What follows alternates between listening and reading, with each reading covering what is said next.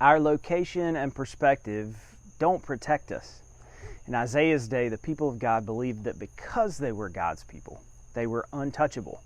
No matter how they acted, no matter how they treated each other, no matter how they neglected their relationship with God, they believed they were insulated from the harshest consequences because they lived in the Promised Land and saw the world from the perspective of God's chosen people.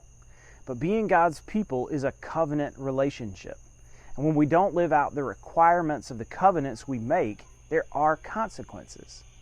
In our lives today, we see this most often in our neighborhoods, as our homeowners associations have covenants which can dictate our responsibilities to our neighbors and neighborhoods in significant detail, and can impose harsh penalties if we don't keep up our end of the covenants.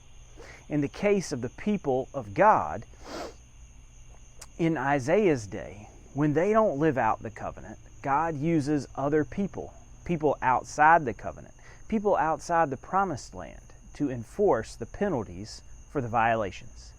We live our faith much like the people of God in Isaiah's day, believing that simply because we claim the name of Jesus, we should be insulated and excluded from feeling the consequences of our sinfulness and unfaithfulness.